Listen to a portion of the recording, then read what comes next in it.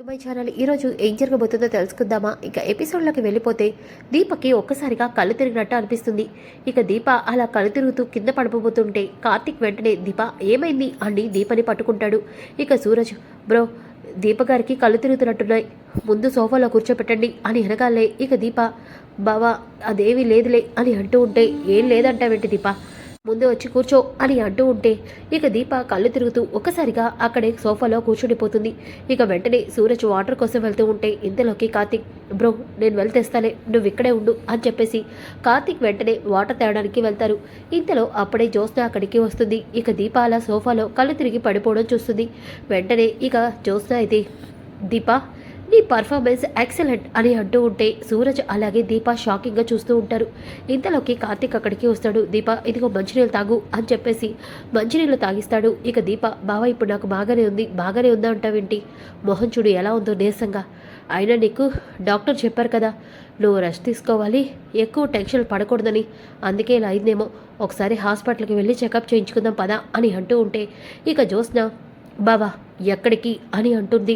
దాంతో కార్తీక్ అర్థం కావట్లేదా, నా భార్యకి కళ్ళు తిరిగినాయి, అసలే తను కడుపుతో ఉంది, ఏమైందో ఏంటో నేను హాస్పిటల్కి వెళ్ళాలి, ఇలా నీ ఇష్టం వచ్చినప్పుడు నీ భార్యకి బాగాలేదనో ఏదో వంకలు పెట్టుకొని వెళ్ళడానికి ఇదేమీ మీ ఇల్లు కాదు జ్యోత్స్న, బావా నేను నిజంగానే చెప్తున్నాను, ఇదేమీ ఇల్లు కాదు, నీ ఇష్టం వచ్చినట్టు నువ్వెప్పుడు పడితే అప్పుడు నీ భార్యని తీసుకొని వెళ్ళిపోవడానికి ఇది ఆఫీస్ అని వెనకాలే అక్కడే ఉన్న సూరజ్ చూడండి మేడం, అక్కడ బ్రదర్ పరిస్థితి తెలిసి కూడా ఎలా మాట్లాడగలుగుతున్నారు మీరు, కనీసం మీకు మానవత్వం అనేది లేదా, హలో మిస్టర్ మధ్యలో నువ్వు మాట్లాడ మాకు, అయినా మీ ఇద్దరు నాటకాలు నాకు తెలీదా ఏంటి, మీరందరూ ఇదంతా ఎందుకు చేస్తున్నారో నాకు బాగా తెలుసు, ఇప్పటి వరకు బాగున్న దీప సడన్గా కళ్ళు తిరగడం ఏంటి నాకు ఇప్పుడు అర్థమవుతుంది, నిన్న వాళ్ళ దగ్గర కాంట్రాక్ట్ తీసుకుంది, రేపే ఫుడ్ సప్లై చేయాలి, రేపటికి ఆ ఫుడ్ సప్లై అంటే చాలా కష్టం, అది జరగని పని, ఇంపాసిబుల్, అందుకే దీప ఇలా కళ్ళు తిరిగితేనే నాటకాలు ఆడి ఈ ప్రాజెక్ట్ నుంచి తప్పించుకుందామని బాగానే ప్లాన్ చేస్తుంది. దీప నీ పర్ఫార్మెన్స్ సూపర్, ఇప్పుడు మా తాత కానీ డాడీ కానీ ఉంటే ఖచ్చితంగా నిన్ను చూసి నమ్మేసేవాళ్ళు, అయినా కడుపుతో ఉన్నాను ఇలా కాకమ్మ కథలు చెప్పి ప్రతి పనిలో తప్పించుకునే బదులు ఓడిపోయానని ఇక్కడి నుంచి వెళ్ళిపోయి నీకు చేత కదని చెప్పచ్చు కదా. జ్యోత్స్న అరవకు, ఇక్కడ నువ్వు వరిస్తే భయపడటానికి ఎవ్వరూ లేరు, అయినా ఇదంతా నిజమా లేదంటే సీఈఓ కోసం కడుపులో బిడ్డని కూడా వద్దనుకుంటున్నావా అని వెనకాలే ఒక్కసారిగా దీప జ్యోత్స్న చెంప పగలగొడుతుంది. దాంతో అక్కడ ఉన్న కార్తిక్ సూరజ్ షాక్ అయిపోతారు. ఇక జ్యోత్స్న దీప నోర్బై, ఇంకొక్క మాట నా కడుపులో బిడ్డ గురించి మాట్లాడావంటే నేనేం చేస్తానో నాకే తెలీదు, అయినా నువ్వు ఆడదానివైతేగా నీకు ఇలాంటివన్నీ తెలియడం కోసం పెళ్ళి పెట్టాకులు లేకుండా గాలిగా తిరుగుతున్నావు, నీకు ఇంతకంటే గొప్ప మాటలు ఏమొస్తాయిలే. దీప నువ్వు నోరు జారి మాట్లాడుతున్నావు, కాదు నేను మాట్లాడుతుంది కరెక్టేనే, ఇంకొకసారి నా బిడ్డ గురించి తప్పుగా మాట్లాడావంటే నేను నువ్వు ఊహించనంత దారుణమైన దీపగా మారతాను, గుర్తుపెట్టుకో బావా, ఇప్పుడు నాకు బాగానే ఉంది, దీని కళ్ళు మీద పడితే ఇలాగే ఉంటుంది, నేను వెళ్ళి కాసేపు రెస్ట్ తీసుకొని తర్వాత నా పని చూసుకుంటాను, నువ్వు కూడా వెళ్ళు బావా అని చెప్పేసి అంటూ ఉంటే అది కాదు దీప, పర్వాలేదు బావా అని చెప్పేసి దీప అక్కడి నుంచి వెళ్ళిపోతుంది. ఇక కార్తీక్ కూడా వెళ్ళిపోతాడు.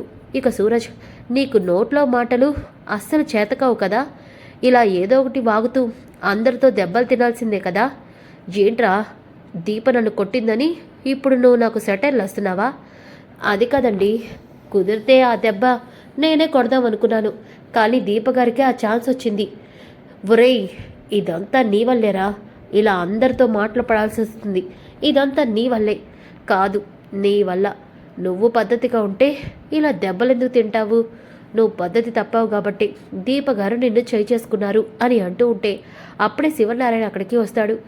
సూరజ్ ఏమంటున్నావు నువ్వు, దీప జ్యోత్స్న మీద చేయి చేసుకోవడం ఏంటి అని వెనకాలే జ్యోత్స్న ఒక్కసారిగా సూరజ్కి చెప్పొద్దని సైగ చేస్తూ ఉంటుంది.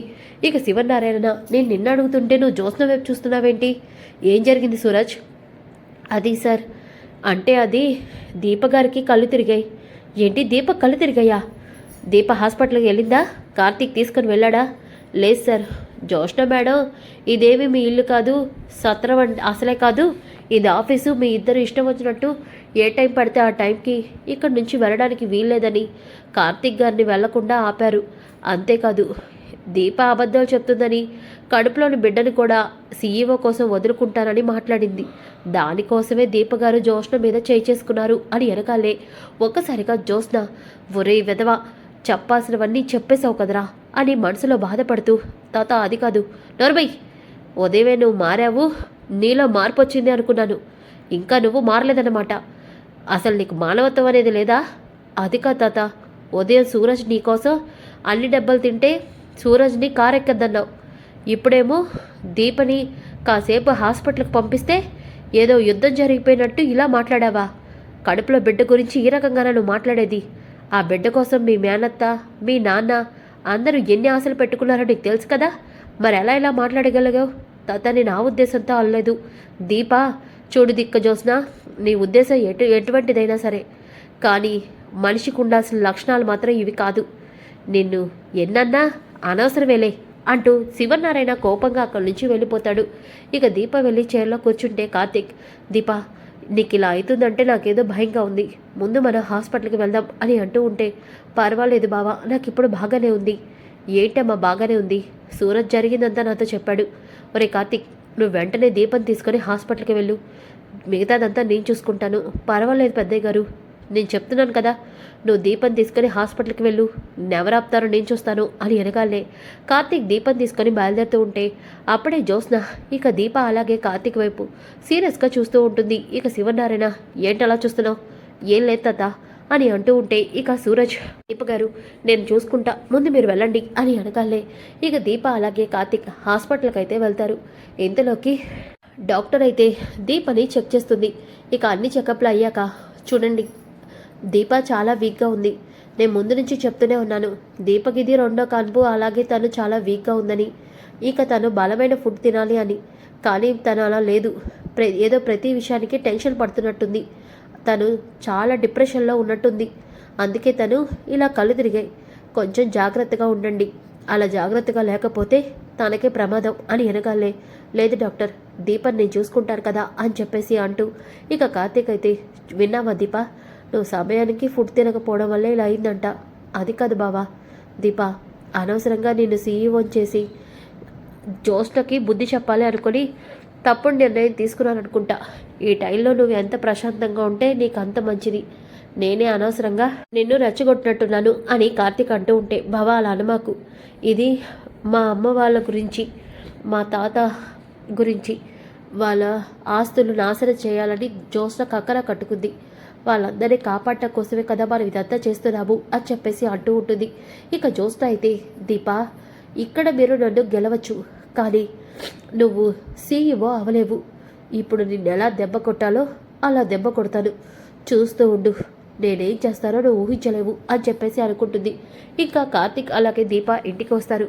రాగాలే కాంచన, ఏంట్రా ఇంత త్వరగా ఇంటికి వచ్చారు, పొద్దుపోగే వరకు రారు ఇద్దరు అంటే, అమ్మ అది అడుగుతుంది కదా బావా అత్త, నిజం చెప్పండి, లేదంటే చెప్పరా. ఉసే, నువ్వెందుకు ఎక్కడికి వచ్చావు? నీకు చెప్పాను కదా మా ఇంటికి రావద్దని. అత్త, నేను ఇక్కడికి వచ్చింది బావా దీప నీతో నిజం చెప్తారో లేదోనని తెలుసుకుందామని వచ్చాను. నువ్వు చెప్పాల్సిన నిజాలేవి ఇక్కడ లేవు, ముందు నువ్వు వెళ్ళు అని కార్తీక్ అంటాడు. బావా అయితే నువ్వే చెప్పు అని వెనకాలే కాంచన, ఏంట్రా అది ఇష్టం వచ్చినట్టు వాగుతుంటే, నువ్వేమో ఇంత త్వరగా ఎందుకు వచ్చారంటే సమాధానం చెప్పవేంటి? చెప్పు, అసలు ఇంత త్వరగా మీ ఇద్దరు ఎందుకు వచ్చారు? దీప ఇంటిగా అంతగా నలతగా ఉంది, చెప్పరా అని వెనగాలే. అత్త, బావని దీపని చూస్తుంటే నీకు నిజం చెప్పరనే అనిపిస్తుంది, కానీ నేను చెప్తాను విను. దీప ఈరోజు కళ్ళు తిరిగి పడిపోయింది, అలాగే దీపని తీసుకొని బావ హాస్పిటల్కి కూడా వెళ్ళాడు. డాక్టర్ దీపకి రెస్ట్ అవసరమని చెప్పారు, కానీ ఆ విషయం నీ దగ్గర చెప్పరు, ఎందుకంటే నువ్వు రెస్ట్ తీసుకోవాలి అంటే దీపని ఇంట్లో ఉంచేస్తావు కదా, దీప అక్కడ సీఈఓ అవ్వాలి కదా, అందుకే దీపని బావ వెనకేసుకొస్తున్నాడు అని అనగాలే కాంచన షాక్ అయిపోతుంది. ఇక కార్తీక్, చెప్పాల్సింది అయిపోయిందిగా, నువ్వు చెప్పింది కూడా అయిపోయింది కదా, ఇక బయలుదేరు. వెళ్తాను బావా. అత్త, సీఈఓ అనేది ఎప్పుడైనా అవ్వచ్చు, కానీ బిడ్డని దీప ఇప్పుడు మాత్రమే కనగలదు, ఇంకా దీప జీవితంలో బిడ్డల్ని కనలేదని డాక్టర్ చెప్పారు, ఆలోచించుకో అత్త, దీపక్కి బిడ్డ కావాలో సీఈఓ కావాలో అని చెప్పేసి అనగాలే ఒక్కసారిగా జ్యోత్స్న చెంప పగలు కొడుతుంది దీప. ఇక జ్యోత్స్న, దీప నీకెన్ని కొట్టినా బుద్ధి రాదే, ఇలాగే ఏదో ఒక అడ్డదిడ్డమైన మాటలు మాట్లాడుతూ కోపం తెప్పిస్తావు. ఇక నువ్వు ఇక్కడి నుంచి వెళ్ళకపోతే నేనేం చేస్తానో నాకే తెలీదు అని అనగాలే కార్తీక్, మర్యాదగా వెళ్తావా వెళ్ళవా?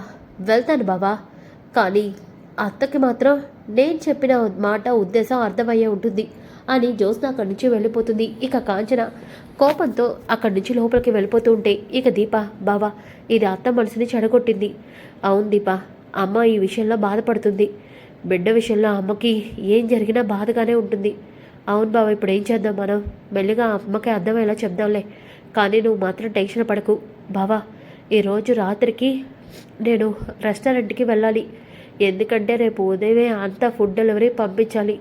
అక్కడ వంటలు ఎలా జరుగుతున్నాయో లేదో నేను చూడాలి కదా. దీప ఇలాంటి పరిస్థితిలోనా? బావా అలా అనమాకు.